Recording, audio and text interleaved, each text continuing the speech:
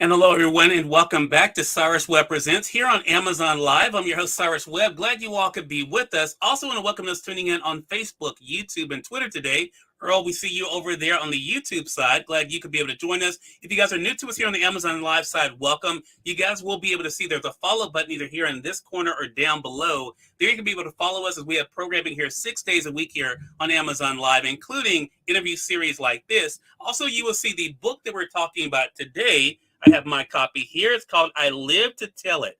We have it highlighted right now in the carousel. You guys can get either the Kindle edition for $9.99, or you can be able to get the print edition like I did for $20. We have some of the contributors of the anthology with us today. Rejoining us today, we have Tina Beatty. Also, you guys see we have there Tunisia Beatty. We also have Michelle Franklin and Maritiza James on as well. Ladies, hello to you and welcome to the broadcast. Hello. Glad to have you all with us. Tina, we're going to start with you because you're the returning champ of our group here. This is our second time having you on to talk about the anthology, I Live to Tell It. I want to talk about this experience. I had a really good response, Tina, from our first segment that we had, and people were talking about seeing themselves in the different ladies' stories. What has it been like for you to hear, both online and offline, how the book is resonating with readers? It has been great. I've heard that as far as their own testimony in reading the book and how they can find themselves in each one of the chapters. Some of the people have said they have been through all 12 experiences, but it's good to see that they have overcome and, they were encouraged. So it's been good to hear the testimonies and how hearing the positive feedback in what the book has done in their lives. Yeah, love that. Also, we have joining us Michelle Franklin. Michelle, welcome to the broadcast. What has it been like for you to see the way that people are responding to your contribution to the anthology, Michelle? It's just been awesome. I've just been so thankful and so grateful to see the feedback because it was my first time actually sharing parts of my testimony. So it's been awesome to see that it's been helping so many people. Love that. Maritiza, thank you so much for being with us as well. What about for yourself, Maritiza? What has it been like for you to see the way that people are responding to what you've shared in the book? Maritiza, we can't hear you there. No.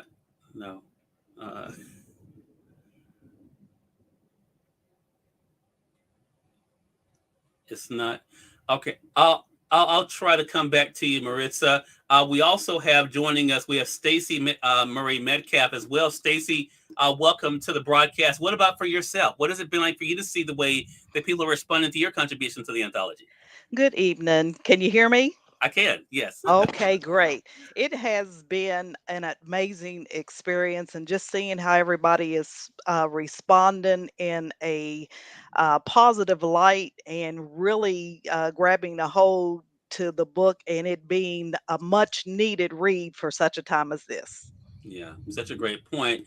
Also joining us, we have Tanisha Beatty as well. Tanisha, hello to you. What about for yourself? I mean, you share a very personal story in the book from your life. We're going to get more into that. But what has it been like for you to see the way that your contribution is resonating with readers? It's been very positive, rewarding, and it's just nice to see that there are other people that have actually, well, people have been through it, but for people to actually say that they have, because that was my hardest thing, is to say and actually speak on what I've been through. So for other people to actually say it and come out and just express their feelings about it, it's been really nice to know there's others out there who aren't afraid to come forth and just say, I've been there. Right. And Tanisha, you bring up a good point. Tina, I'm going to bring you back because we talked about this in the first segment with the anthology, with I Live to Tell It. I mean, each one of you share a lot of things that are very personal and that are not always talked about. You talked about, of course, association and your contribution, as well as, of course, a time to speak and a time to be silent. These are not easy conversations. What has that been like for you to know that by your having the courage to share, that you are helping people know, as Tanisha was just saying, that they're not by themselves and that they can be able to learn from experiences like yours? Yeah, mine shared. I shared pretty much about not saying a word, but wanting to tell my testimony and just going through that process. Where my daughter Tunisia is like not saying anything, but now she's able to say and speak about her testimony, and mine was just reversed, where I knew but I couldn't say anything. I had to be obedient to what the Lord had told me to do. So you can see it on both ends and how it works for your good. It may not feel like it at the time, but once you get through it, and once you're starting to walk in obedience and just do what the Lord told you to do, you'll see that what the enemy meant for evil, God turned that around, that it worked for the good. Yeah. You just quoted one of my favorite passages when Joseph said that to his brothers. I mean, I think I think it's something that it's not easy to remember. It's not easy, right? But it is definitely necessary. Maritza, let's see. It's showing you muted, Maritza. Okay, Maritza, okay, go ahead and try to say something for us. Still can't hear you. No, not sure what's happening there. I'll bring you back out and see if we can bring you back up, Maritza. Okay. Sometimes with technology, that definitely happens.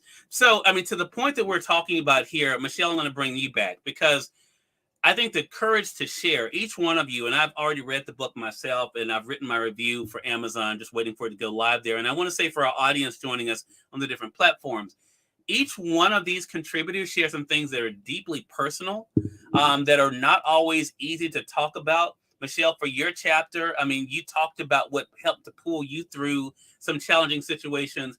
What was it like for you to be that vulnerable? I think that's the question for all of you. What was it like for you to be that vulnerable on the page? Maritza, you're muted, Maritza. Michelle. It was. There you go. It was a bit difficult, but it was freeing. I mean, I've been writing for a long time, but just trying to write my story, to be vulnerable in that moment. You wonder what people that was a part of those pieces of your story, you wonder what they will say if they was to read it. Yeah. So it wasn't as difficult to write it. It was freeing, but it was difficult in trying to wrap my mind around, am I ready for who's gonna read it and what they will say, because they were a part of some of those pieces of my story. Love that. I love that. And I appreciate you sharing that. Maritza, we're going to try you again. Let's see. Sean, you muted there. Okay, let's see if we can hear you now. Can you hear me now? I can. Yes. Feel like we're in one of those Verizon commercials, Maritza. Listen, it told me I needed Safari, and so I did Safari. Hey, look, it happens. It happens. So, look, I have a few questions for you, Maritza, while I have you, because I missed you. Okay. So, first question is, what has it been like for you to share your contribution to the anthology I Live to Tell It and see the response? It has been amazing. It's been a blessing for me because I had written before and I had writer's block, and I had not been able to write since 9/11. And so at the time that I was able to do this, and I was praying for God to release that writer's block, is when Apostle actually posted the opportunity.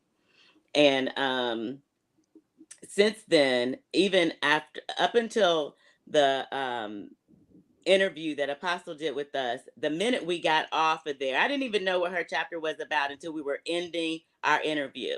And I went and I had this horrific message on my messenger, and the Lord has told me, don't say a word, verbatim. And I thought it was supposed to be for Apostle to say what her chapter was about as I was leaving, because it allowed for me to process that information the way the Lord, not the way Maritza wanted to, but the way the Lord wanted me to. And so just the feedback that I've gotten from women, men, I've been linked with other women through the book because of our testimonies. And it has just been, my cousin actually just bought 7 books to send out to other women because she said all the testimonies blessed her so much. Wow. So I'm going to ask you the other question I was asking around the table. Then I'm going to bring Stacy up.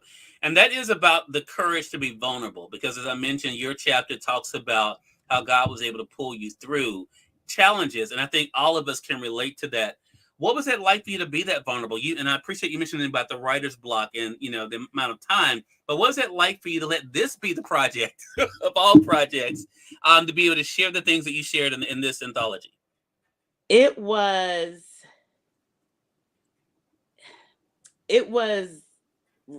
delivering for me. You tell your own testimony to yourself a lot in your head, and you might share bits and pieces with other people.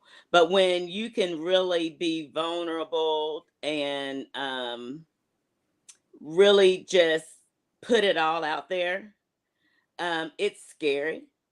It's the unknown because you don't know how people will look at you or it will be received. But at the end of the day, they say obedience is better than sacrifice.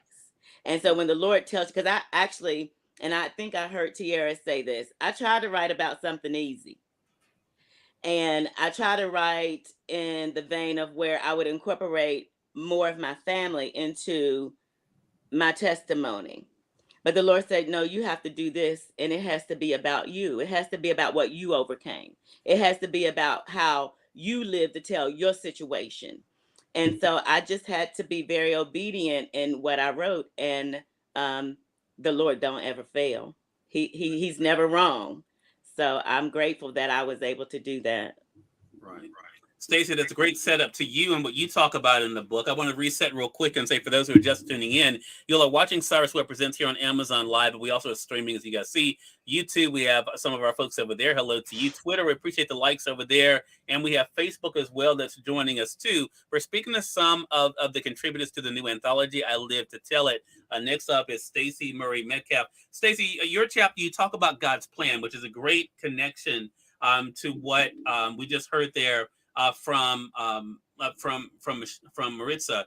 What has that been like for you to appreciate God's plan for you and to know that God's plan cannot fail, as Maritza was just saying?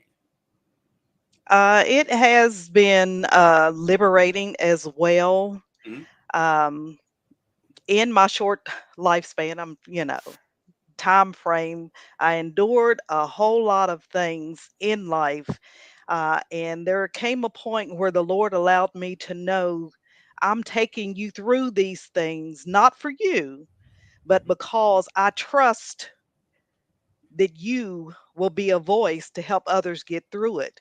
And I elaborated some on being a pastor's daughter and how I was pregnant at an early age, the criticism that comes along with that. Most of my trials and tribulations in life have been public. And I just honed into the fact that even during my breast cancer journey, God took me through it. I never had a day that I was sick. I was only in the hospital for 2 days for surgery. And He allowed me to know this is not about you. I'm trusting you to be an encouragement and a voice and an advocate for others.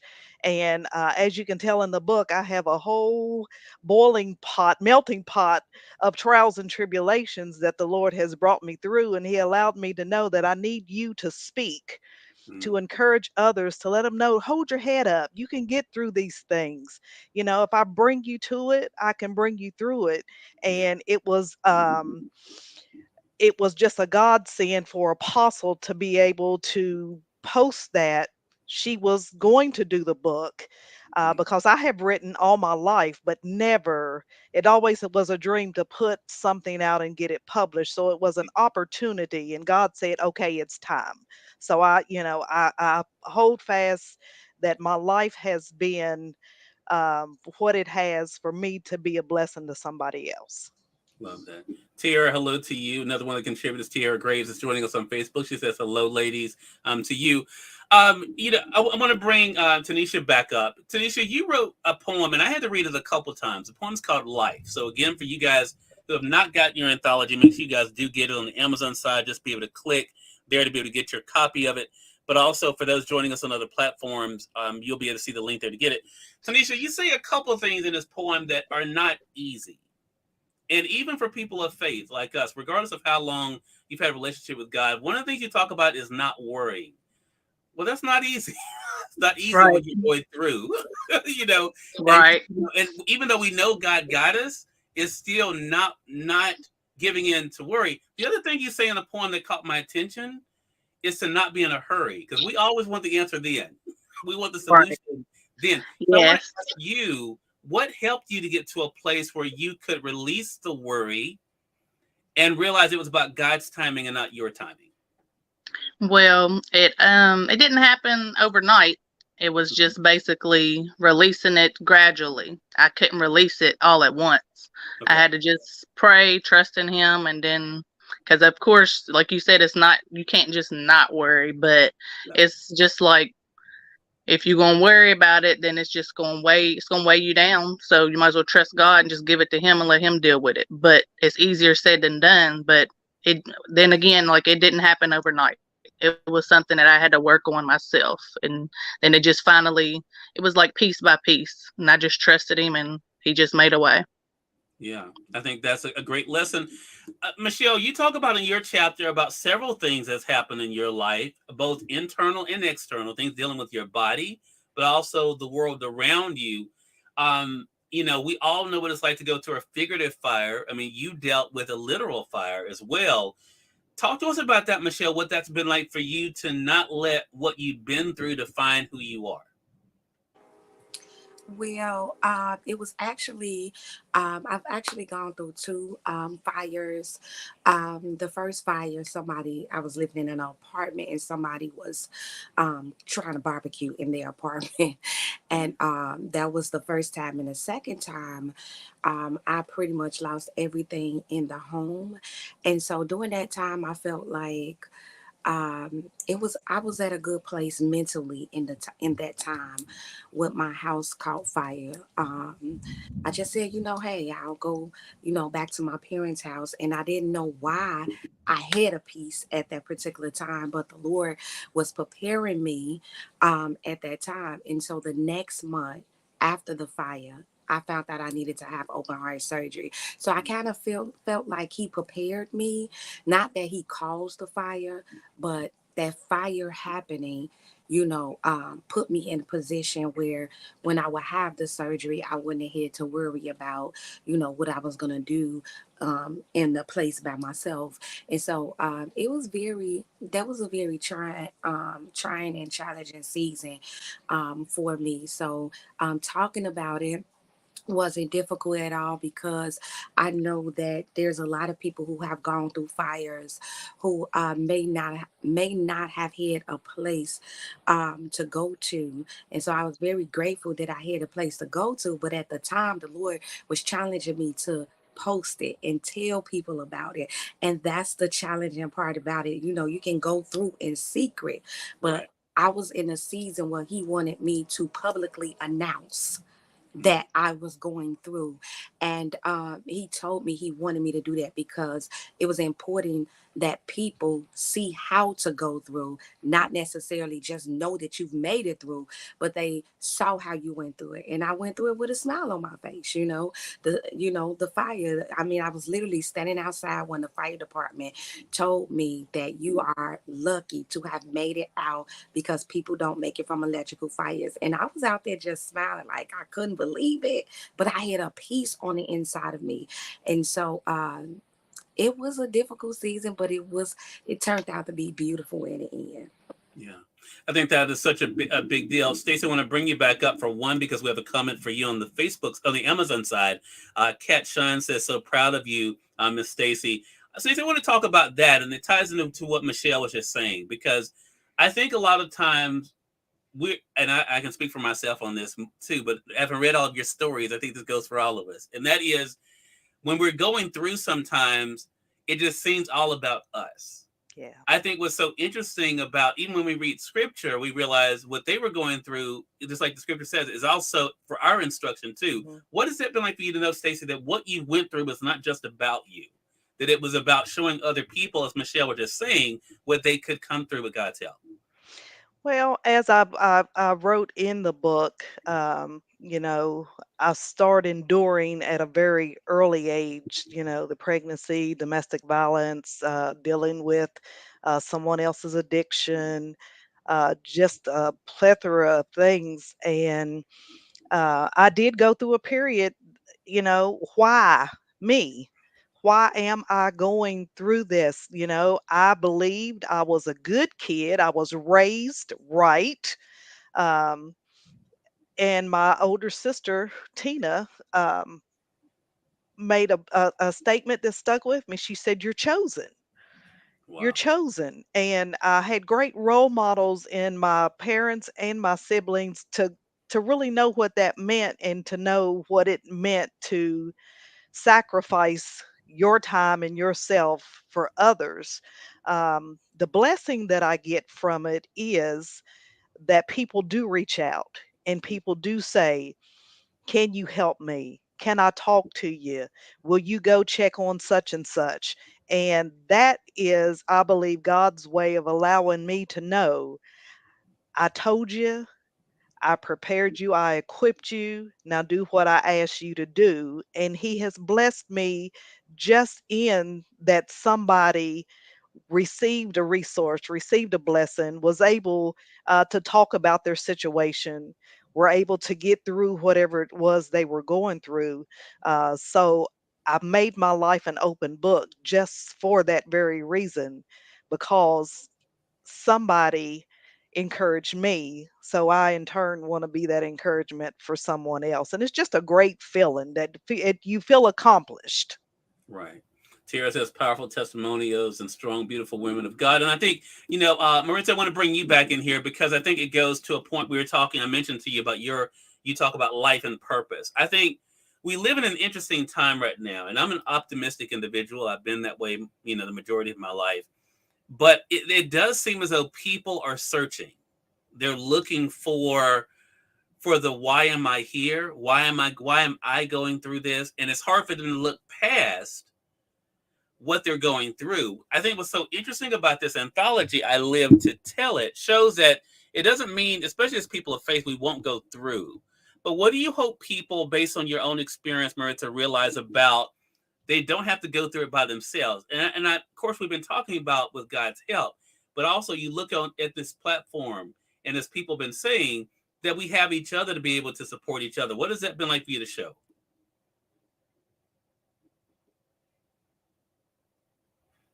Maritza, we lost you again.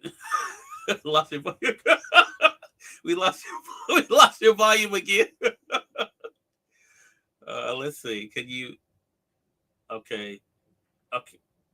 Try to unmute again, Maritza. Let's see if it. No.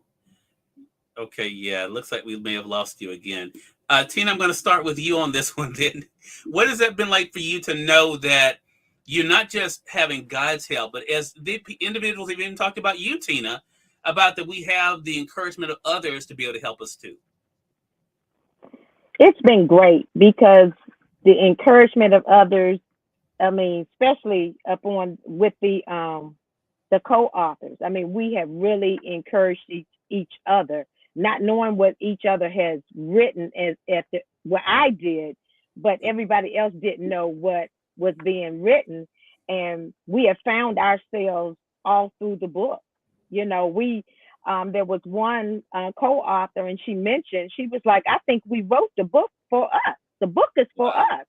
You know, because even after the book being launched, you know, the release of the book, I Live to Tell It, we've had to go back to the book to encourage ourselves. We had to read the chapter for ourselves to just say, wow, okay, look what God did. You know, so it wasn't, the book is not just for the readers, it's for us.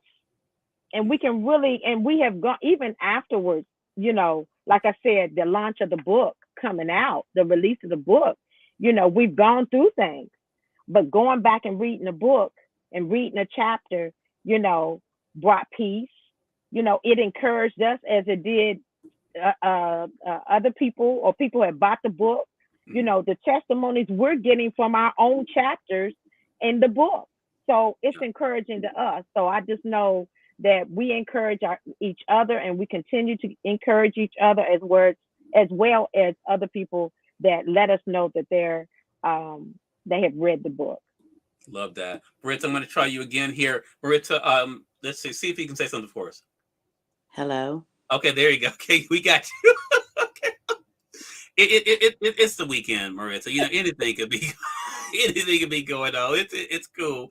Look, I want to ask you the question I was going to ask you, and that was, what has it been like for you to know that you not only have God's help, but as Tina was just saying, having the support, you know, of others to be able to help you on your journey. Um, I definitely think that a village doesn't just stop when we're raising children. Hmm. We need other people to lift us up. Sometimes I know that I've been in situations where I felt hopeless, or I felt like I didn't have any understanding of how I was going to make it through. And that's a lot what I talk about, the broken pieces. And I don't think that I could have gotten through any of my broken piece moments or situations without the help of someone else, whether it be my children, other women of faith, whether it be my pastor, my friends, or just sometimes God just putting you, I call it my own Isle of Patmos, where he puts me by myself and I have to just rely on him. So I'm grateful that in the times where he sees fit, that he allows me to be put around like-minded people with the same faith that can give me hope sometimes in hopeless situations. And so I hope that's what our stories, and my story in particular too, have done for other people. Love that. Love it. Tara says we have definitely become book sisters, truly holding each other up. I love that. And I think it's a great way to look at it. I'm going to ask you the same question there, Stacy. What has it been like for you to know that you not only have the help of God, but also the help of those who are joining you on this process? It's been amazing. It's been amazing. And as Apostle said, we didn't know what we were writing. She knew because we sent it to her. But when it all came together, it felt like we had been friends and sisters forever. It's just been a camaraderie. And even during the process, we all endured something, but we had each other to lean on. And even after the release and everything, the last 2 or 3 weeks, we've had situations to come up. And it's just amazing because I do believe that God has given us one another for us to use. That scripture says iron sharpens iron. And we enjoy talking to each other. It's more than about the book, because now we are living in the overflow that God has allowed us to witness from that. And it's just like, if we don't talk to each other at some point within the week or 2 weeks, we feel kind of lost. And it was like, text or check on each other or get on Facebook. So it's been amazing. It's been amazing. Love that. Michelle, what about for yourself? What has it been like for you to know that you not only have the help of God, but also the help of others around you to help keep you strong on the way? Oh, Michelle, you muted. It's okay. It's all right. It's really been great. It's been awesome because sometimes people don't have the support that they need, and so being able to, especially Tiara, she not letting you get nothing past her. So I just love it, because they keep me up. I say, listen, let me know what time, so you can call people for prayer, just anything. I love it. And so I think that the number one thing that I say I love about it, I could really say that I love about it, is that throughout the I haven't been able to see a lot of women being able to come together. Mm. And so I think that for us to be able to come together in our stories, knowing that, it's not something that we have to worry about somebody, taking our secrets and sharing them. We've already shared them. Right. So that trust, is being built up there, and you feel vulnerable, like, these people have my back. And so that's great coming from, not having the support that you normally will have. Love that. Tanisha, what about for yourself? What is it really for you to know that you not only have your faith and the help of God, but also those around you to keep you strong and moving forward? It's been really nice just to have the bond and the sisterhood, and just knowing that you have more people besides, your family and your church family, just to pray for you and everything like that, because I'm so used to being the one that everybody comes to. So it's nice to know I can go outside of like just my circle and find someone that I can go to, because everybody comes to me. I'm like the big sister. I'm the big sister, and people follow me. I'm a leader, all that good stuff, but it's hard to be strong all the time for everybody. So it's nice to have that. Love that. Well, it's been a great conversation with you all. Definitely want to invite our audience to get your copy of I Live to Tell It. You guys see it there, available in paperback as well as a Kindle edition. We've been speaking with some of the contributors of the anthology. Today we have Tina Beatty. We also have Tanisha Beatty, Stacy Murray-Medcaff. Also, we have Michelle Franklin and Marissa James that have been joining us today, sharing bits of their story. So I'm going to go around the table here. Tina, let our audience know, how can they stay connected with you? Me. Oh, yeah, you muted. Okay. Sorry. Okay, no problem. Okay, on Facebook, Tina M. Beatty. On Instagram, I am TM Beatty. On Twitter, is I am TM Beatty. And I can be reached on, that's good for now. Okay, all right, sounds good. Tanisha, what about yourself? How can our audience stay connected with you? I'm on Facebook, and it's Tunisia K Beatty, and it's also like that on the book, but the K is there. And I don't have a whole bunch of different platforms, but you can reach me through my mama. Okay. All right. Marissa, what about yourself? How can our audience stay connected with you? I have I'm on Facebook, and I'm Maritza Favored One. And then I also have an outreach program, outreach ministry on Facebook, and it's called C5 Ministries Outreach. All right. Thank you very much. Michelle, what about yourself? How can our audience stay connected with you? On Facebook, I am author Michelle LaShawn. On Instagram, I'm Michelle L Ministry. And then I do have a website, which is www.clsbusinessservice.com. All right. And last but certainly not least, Stacy, how can our audience stay connected with you? You can find me on Facebook under Stacy Murray-Medcaff. You can also find me on YouTube.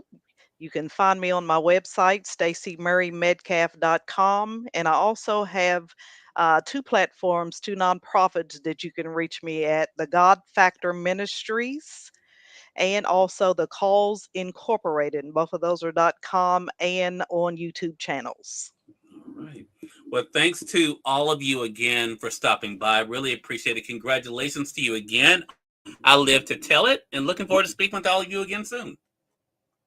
you. Thank you for having us. Thank Thank you. you. Thank Glad you to for do having it. Thank And we you. thank our audience for tuning in on Amazon Live, as well as on Facebook, YouTube, and Twitter for joining us for our broadcast. If you have not gotten your book, make sure you guys click either in this corner or down below to get your copy of I Live to Tell It, either in paperback as I have it or the Kindle edition. And until next time, you all make it a great one. We'll talk to you soon. Take care.